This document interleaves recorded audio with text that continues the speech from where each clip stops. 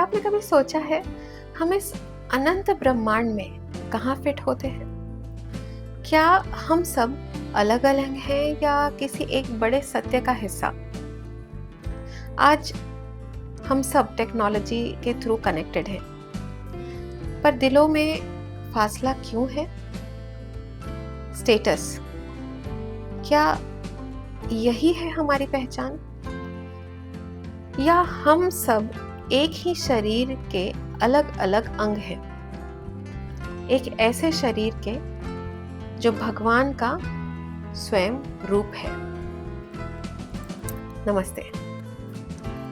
चलिए आज मैं आपको एक ऐसी कहानी सुनाती हूँ जो ना सिर्फ आपकी सोच बदल देगी बल्कि आपको याद दिला देगी कि हम सब का एक ही मूल है, एक ही सत्य है और एक ही भगवान के रूप हैं। एक ऐसा समय था जब कुछ भी नहीं था, सिर्फ एक शुद्ध पवित्र अनंत जल।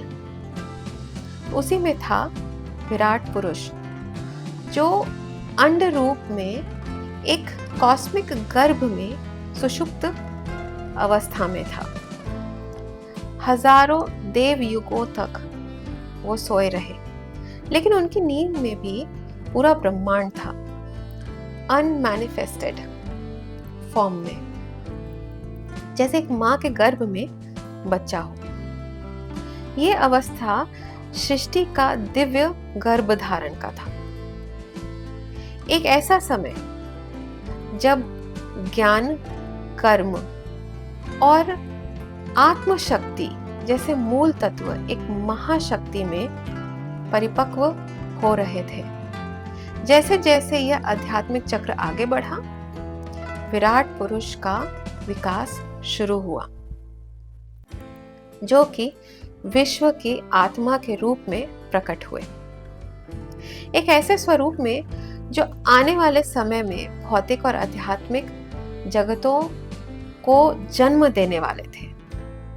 धीरे धीरे वह विराट पुरुष स्वयं को अनेक रूपों में विकसित करने लगे। एक हृदय के रूप में, 10 प्राणों के रूप में और 3 दिव्य प्रकृतियों के रूप में, आध्यात्मिक, दैविक और भौतिक।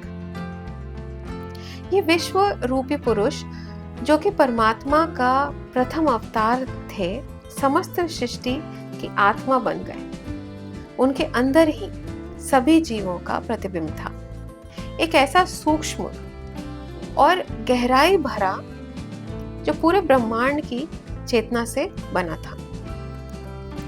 ये था क्रिएशन का सबसे पवित्र क्षण। देवताओं की प्रार्थनाओं से प्रेरित होकर परमात्मा ने अपनी चेतना रूपी ज्योति से विराट पुरुष को जागृत किया। एक ऐसे प्रकाश में ऊर्जा जो उसमें छिपे हुए शक्तिशाली संभावनाओं को प्रकाशित करने लगे। जैसे ही ये दिव्य शरीर हिलने लगा, देवताओं के लोग एक एक करके प्रकट होने लगे। सबसे पहले विराट पुरुष का मुख प्रकट हुआ, जहां अग्निदेव जो संसार के रक्षक हैं और वाणी की शक्ति ने अपना निवास बनाया।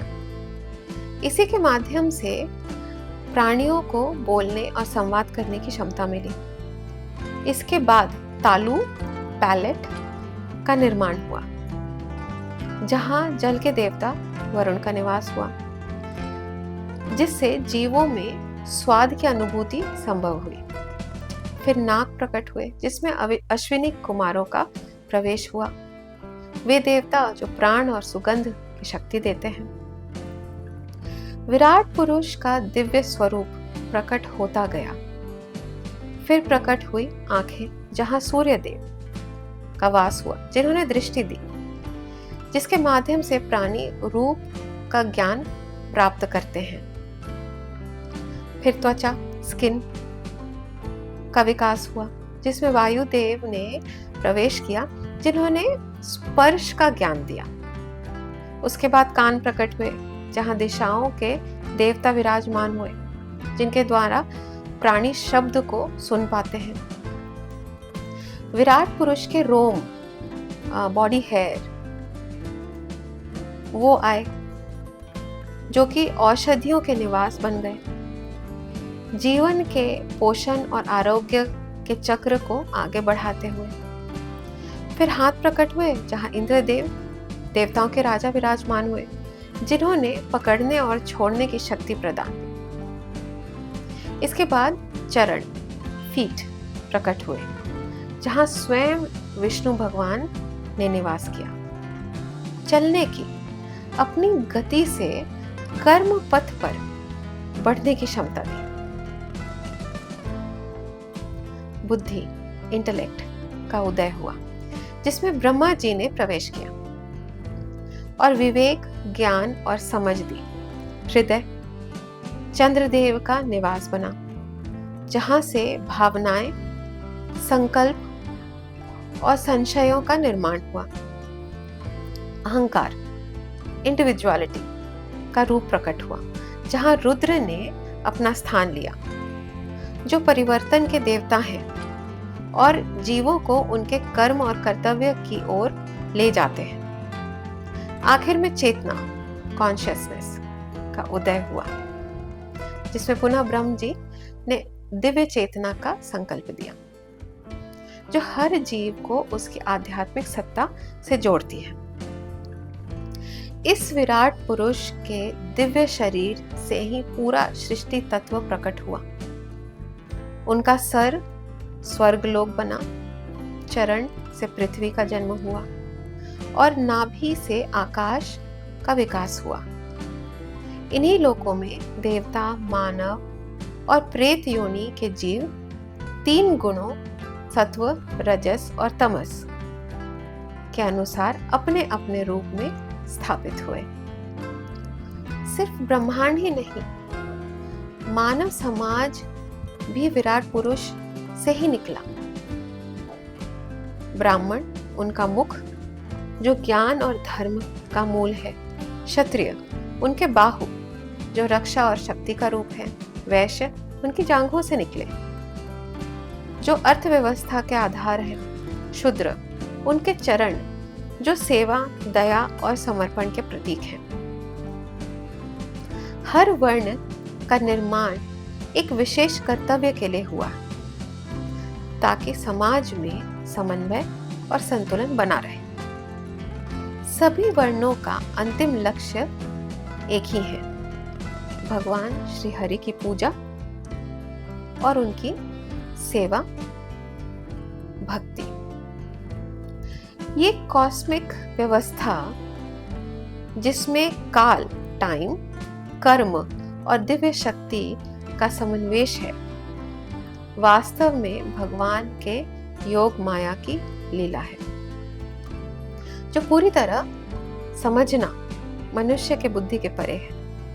फिर भी उनके दिव्य स्वरूप का ध्यान करना और उनकी कथाएं श्रवण करना, यही वाणी का सर्वोत्तम प्रयोजन है और मानव जीवन की अंतिम पूर्णता भी। ये कहानी हमसे एक बेसिक सवाल पूछती है, तुम्हारा असली मूल क्या है?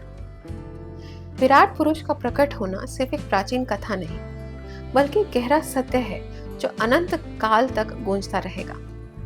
यह हमें याद दिलाता है कि जीवन के सभी पहलू, चाहे आध्यात्मिक हो, सामाजिक हो या भौतिक हो, सभी एक दूसरे से जुड़े हुए हैं और सबका मूल एक ही दिव्य चेतना से है। आज के युग में जहां जाति, वर्ग और पद के आधार पर समाज बिखरता जा रहा है, विराट पुरुष की कथा एक एकता प्रकाश स्तंभ बनकर सामने आती है।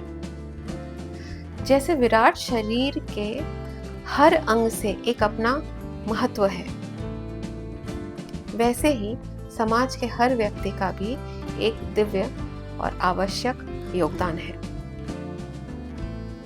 आज का विज्ञान हमें आगे तो ले जा रहा है, पर हमें इस कॉस्मिक एकता के ज्ञान से दूर भी कर रहा है। लेकिन विराट पुरुष का ज्ञान हमें सिखाता है कि हर प्राणी, चाहे उसका पद कुछ भी हो, एक पवित्र उद्देश्य के साथ जन्म लेता है। इसी सनातन सत्य के साथ जीवन जीने से हमें शांति, उद्देश्य और आखिरकार मोक्ष प्राप्त होता है।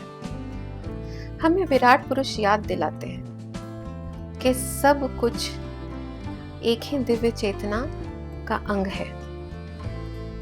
जो सीईओ है, जो कुक है, जो सफाई कर्मचारी है, सभी एक ही डिवाइन बॉडी के अलग अलग पार्ट्स हैं। सब कुछ एक ही है और सभी का एक डिवाइन मकसद है। आइए जानते हैं 5 की लर्निंग्स जो हमें इस कथा से मिली है। अपनी जगह पे काम करना ही सबसे बड़ा योगदान है।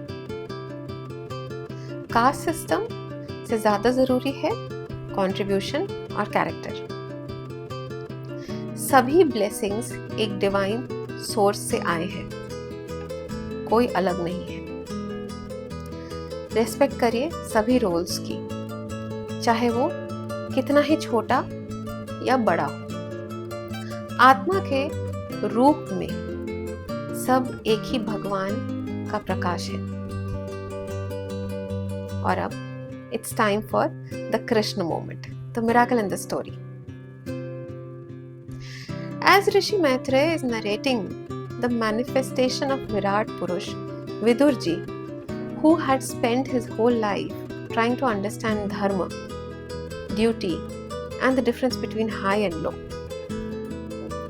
This is the Krishna moment, the divine realization. मैं छोटा नहीं हूँ, मैं उसी विराट का हिस्सा हूँ। I am not insignificant. I am a part of the infinite. अंत में इस कथा को जरूर शेयर कीजिए। ये सिर्फ पुरानी कहानी नहीं है, ये हमारी पहचान है। ऐसी और कथाएं सुनने के लिए चैनल सब्सक्राइब करें, लाइक करें, बेल आइकन दबाएं ताकि आपको अपडेट्स मिलते रहें। नमस्ते, मिलते हैं अगले गुरुवार एक और कथा, एक और दर्शन, एक और जीवन की रोशनी के साथ।